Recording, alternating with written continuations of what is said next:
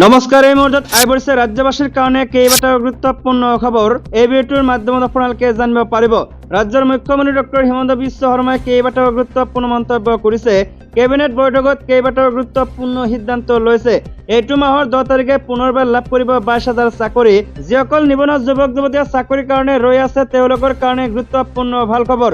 লগতে মহিলাৰ অৰুণোদয় আঁচনিৰ লগতে বিধৱা পেঞ্চন আঁচনিৰ টকা বৃদ্ধি কৰিলে অসম চৰকাৰে। 10 তাৰিখৰ পৰা পুনৰবাৰ লাভ কৰিব বৃদ্ধি হোৱা টকা। যিসকল গোটৰ মহিলা আছে তেওঁলোকৰ বেংক একাউণ্টত সোমাই যাব 10,000কৈ টকা।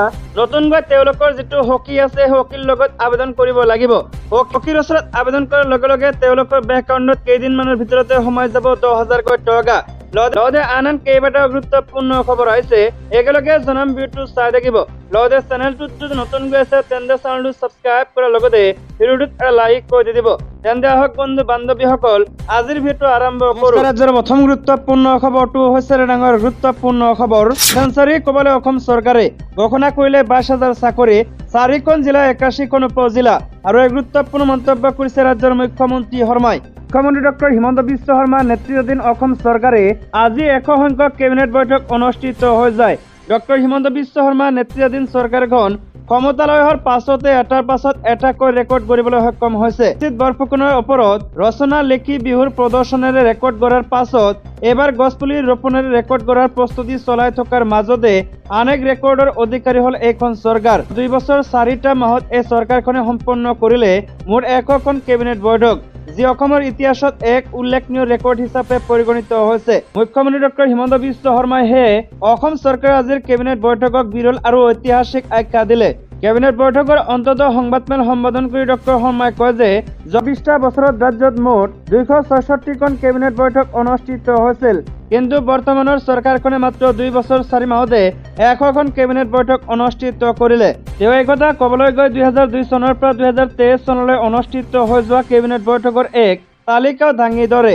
তেওঁ কয় যে 2002 চনৰ পৰা 2004 চনলৈ 52খন, লগতে 2005 পৰা 2007 চনলৈ 50খন, 2007 চনৰ পৰা 2011 চনলৈ 52খন, 2011 চনৰ পৰা 2014 চনলৈ 35খন, 2015 পৰা 2017 চনলৈ 37খন, 2017 পৰা 2020 চনলৈ 31খন আৰু 2020 পৰা 2021লৈ এটা বছৰত অনুষ্ঠিত হৈছিল 7খন কেবিনেট বৈঠক। মুখ্যমন্ত্ৰী ডক্টৰ হিমন্ত বিশ্ব শৰ্মাৰ অধ্যক্ষতাত অনুষ্ঠিত হৈ যোৱা আজিৰ কেবিনেট বৈঠকখন ইতিমধ্যে অনুষ্ঠিত হোৱা কেবিনেট বৈঠকসমূহৰ ভিতৰত আটাইতকৈ দীঘলীয়া আখ্যা দি তেওঁ কয় যে আজিৰ কেবিনেট বৈঠকেই আটাইতকৈ দীঘল কেবিনেট বৈঠক। দিনৰ 11 বজাৰ পৰা আৰম্ভ হোৱা এই বৈঠকখন বিয়লি 4ৰ পৰা 4:15 মিনিটত অনুষ্ঠিত হয় আৰু 1 ঘণ্টা অধিক সময় কেবিনেট বৈঠকখন অনুষ্ঠিত কৰাৰ কথা আছিল যদিও কেবিনেটৰ বাতৰি সংগ্ৰহৰ বাবে ৰৈ থকা সাংবাদিকসকলৰ কথা ভাবিয়ে তেওঁলোকে 1 ঘণ্টা পূৰ্বে কেবিনেট বৈঠকখন সমাপ্ত কৰা বুলি উল্লেখ কৰে। যোৱা 99খন কেবিনেট বৈঠকত গ্ৰহণ কৰা সিদ্ধান্তসমূহৰ এক বুকলেটো আজি প্ৰকাশ কৰা হৈছে। এই বুকলেটখনত যোৱা কেবিনেটসমূহত গ্ৰহণ কৰা সিদ্ধান্তসমূহৰ বিষয়ে উল্লেখ কৰা হৈছে।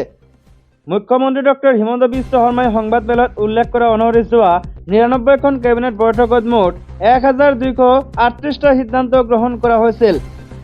ইয়াৰে 1277টা সিদ্ধান্ত কাৰ্যকৰী হোৱা বুলি উল্লেখ কৰি তেওঁ কয় যে কেবিনেটত গ্ৰহণ কৰা 1238টা সিদ্ধান্তৰ 1277টা সিদ্ধান্তই অৰ্থাৎ 98% কাৰ্যকৰী কৰা হৈছে। কাৰ্যকৰী হোৱা 1077টা সিদ্ধান্তৰ ভিতৰত 70ৰ পৰা 80% সিদ্ধান্ত সম্পূৰ্ণৰূপে কাৰ্যকৰী হোৱাৰ বিপৰীতে অৱশিষ্ট 20ৰ পৰা 30% সিদ্ধান্ত আংশিকভাৱে কাৰ্যকৰী কৰা হৈছে। তেওঁ আজি প্ৰকাশ কৰা কেবিনেট বৈঠকৰ বুকলেটখনত এই সকলোবোৰ উল্লেখ কৰাৰ কথা কয় যে ভৱিষ্যতে বুকলেটখন অসমৰ প্ৰশাসনীয় বুৰঞ্জীৰ সহায় ল'ব। লগতে তেওঁৰ চৰকাৰখনে যোৱা 2.5 বছৰতে কৰ্মযজ্ঞ হাতত লোৱা হৈছিল বুলিও সংবাদমেলত কয়। আজিৰ এই 100 সংখ্যক কেবিনেট বৈঠকতো কেইবাটাও গুৰুত্বপূৰ্ণ সিদ্ধান্ত গ্ৰহণ কৰা হৈছে। মুখ্যমন্ত্ৰী হিমন্ত বিশ্ব শৰ্মাই অহা 22 ছেপ্টেম্বৰৰ ভিতৰত 22,000 চৰকাৰী চাকৰি বিজ্ঞাপন দিয়াৰ কথা ঘোষণা কৰিছে।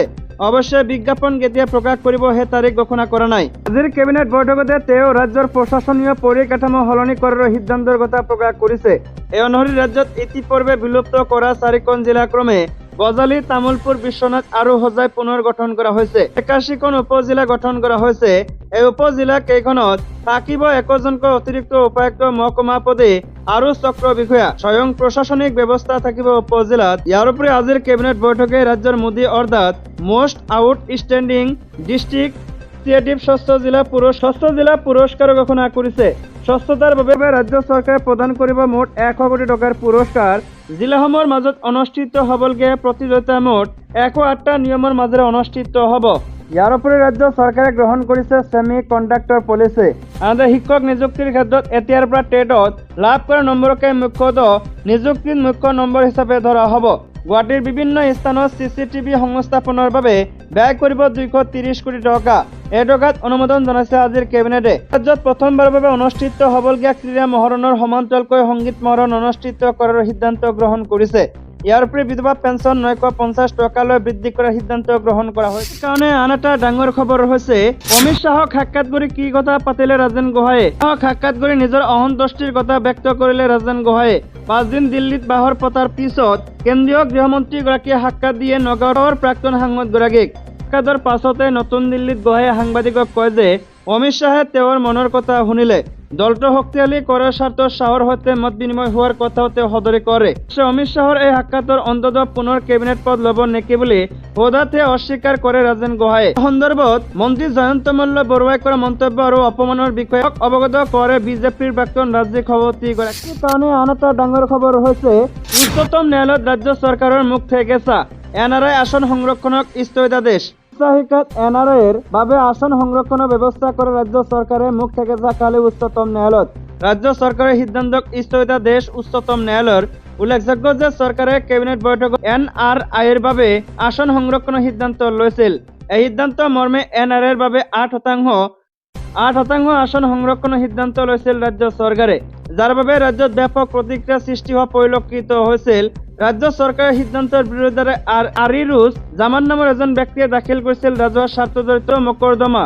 এই মকৰ্দমাৰ শুনানি গ্ৰহণ কৰি উক্ত নিৰ্দেশনা প্ৰদান কৰিছে উচ্চতম ন্যায়ালয়ে। ৰাজ্যবাসীৰ কাৰণে আন এটা ডাঙৰ খবৰ হৈছে নৰেন্দ্ৰ মোদীৰ ডিগ্ৰীৰ বিতৰ্ক। উচ্চতম ন্যায়ালয়ে বিমুখ কৰিলে কেজৰিৱালক। প্ৰধানমন্ত্ৰী নৰেন্দ্ৰ মোদীৰ ডিগ্ৰীৰ সৈতে সম্পৰ্কিত গুজৰাট বিশ্ববিদ্যালয়ৰ মানহানি গোচৰ সন্দৰ্ভত উচ্চতম ন্যায়ালয়ত থকা নাপালে দিল্লীৰ মুখ্যমন্ত্ৰী অৰবিন্দ কেজৰিৱালে। উচ্চতম ন্যায়ালয়ত দিল্লীৰ মুখ্যমন্ত্ৰীগৰাকীয়ে দাখিল কৰা আবেদন শুকুৰবাৰে অগ্ৰাহ্য কৰিছে। এই সন্দৰ্ভত কয় যে আপোনাৰ পুনৰীক্ষণৰ আবেদন উচ্চ ন্যায়ালয়ত বিচাৰাধীন হৈ আছে, সেয়ে ইয়াত শুনানিৰ কোনো প্ৰয়োজন নাই।